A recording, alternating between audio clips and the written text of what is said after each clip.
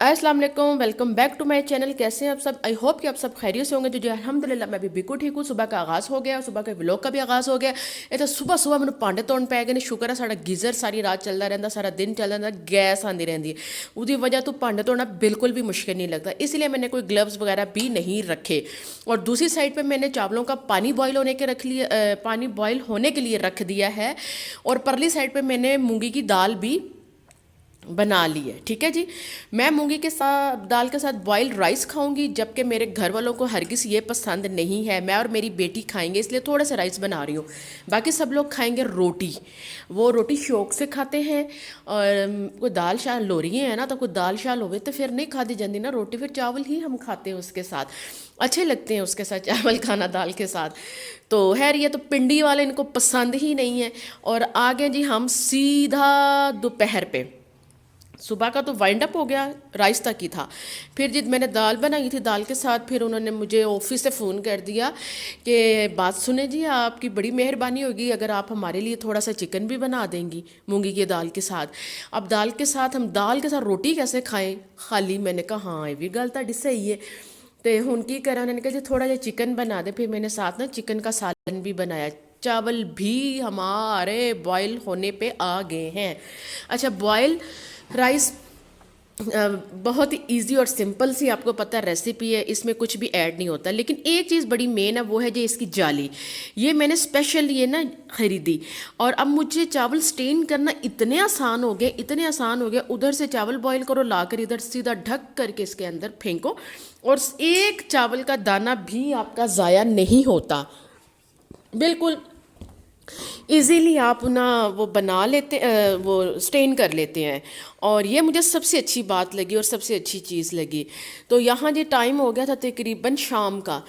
तो फिर थोड़े से बर्तन, बर्तन तो किचन कहते हैं साहब, किचन साहब जी के बर्तन तो हम ख़त्म होने नहीं देंगे।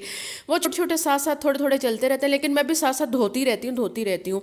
फिर बहुत ज़्यादा इकट्ठे हो जाना फिर बड़ी होती है, हाय हाय हूँ जाएंगे बर्तन धोएंगे। इसलिए जो साथ साथ काम हो जाए वो साथ साथ ही अच्छा होता है। तो मेरी हर तरह से कोशिश होती है कि मैं अगर किचन में खड़ी हूँ ना, मैं खाना भी बना लेती हूँ साथ ही। आटा तो खैर मैं नहीं गूंथती, वो तो आटा गूंदने वाली मशीन रखी हुई है। तो मैंने पहले भी अपने बहुत सारे ब्लॉग्स में आपको दिखाया है, बहुत अच्छी मशीन आटा गूंदने वाली, आप यकीन करें। और मैं पीछे 3 साल से उसको यूज़ कर रही हूँ, और इतना अच्छा आटा गूंथती है, 5 मिनट लगते हैं, ज़बरदस्त आटा गूंद के तैयार हो जाता है। बहुत अच्छी है, मैं आपसे कहूँगी आप ज़रूर ख़रीदें। तो अब आ गई जी दाल की बारी। दाल की बारी कहाँ से शुरू होती है जी? तड़के से। दाल तो हमारी तैयार हो गई। शांत बेटा प्लीज़ आप खाना खाएं, आप बहुत देर से मेरी तरफ ही देख रही हैं। सॉरी जी, मेरी बेटी खाना खा रही है। वो खाना कम खा रही है, मेरी तरफ ज़्यादा देख रही है। वो खाना खुद से खाती ही नहीं है, उसको हमेशा खाना मैं ही खिलाती हूँ।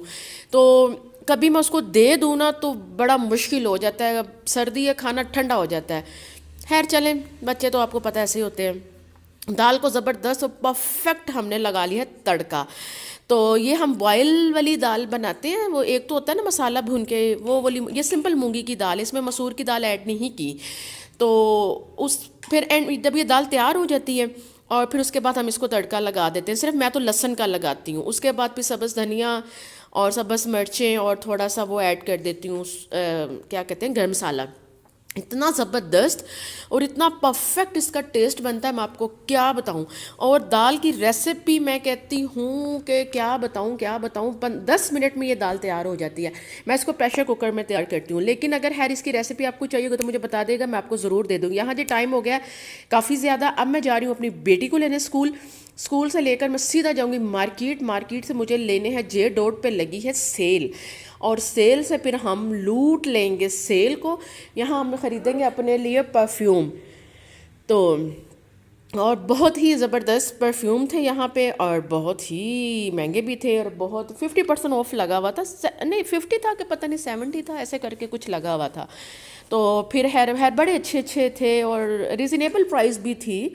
अगर अगर कोई परफ्यूम 3,000 का, तो अगर उसको 70% ऑफ करते हैं तो तुसी आप ही अंदाज़ा ला लो किन्नी ही थोड़ी कीमत बनती है। इतनी तो फिर बनती है ना। इन्नियां सोहनी सोहनी परफ्यूम वाली बोतलां होंदियां ने, तो फिर इतने पैसे तो बंदा हंस के दे देता। और यहाँ जी मैंने कहा मैं अपनी बेटी के लिए स्कूल के लिए सॉक्स ले लूँ।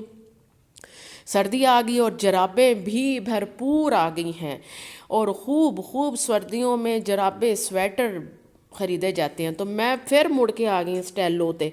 तो स्टेलो पे लगी हुई है जी सेल। सेल लगी है समर पे, ये विंटर की सेल नहीं है। विंटर की सेल अभी इन्होंने नहीं लगाई, वो शायद दिसंबर के एंड में या जनवरी के मिड में लगेगी। तो खैर समर के ही बड़े बड़े अच्छे जूते थे। उस दिन भी मैं ले गई थी 3, तो कुछ मैंने देखे हुए थे, फिर मुझसे रहा नहीं जा रहा था।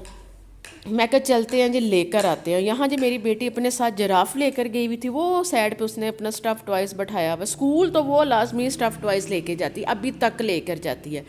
उसको हो गए तकरीबन, कोई स्कूल जाते ज़्यादा टाइम नहीं हुआ, 5-6 माह हुए हैं, लेकिन एक भी दिन ऐसा नहीं है कि वो अपना टॉय ना लेकर गया हो। और ये बना रही है जी मेरी बेटी प्यारी सी ड्राइंग।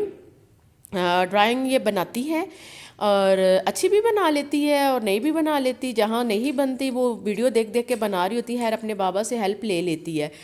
तो मैंने इसको पढ़ने बैठाया, तो ये देखें जी पढ़ नहीं रही, ये क्या काम कर रही। इतने मैनू पैगी भुख, रात के बज गए 9। मैंने कहा बस जी बस।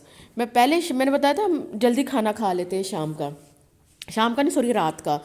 तो फिर बस जैसे उमर ऑफिस से आते हैं तो हम लोग खाना खा लेते हैं। तो फिर भी मार्केट गई थी, उत्थे मैनू भुख लग गई। मैं क्या हूँ तो मेरे को नहीं रहना हो रहा, मैं तो खा लेती हूँ। मैं खाना खा के फारिग हो गई, मेरी बेटी को भूख लग गई।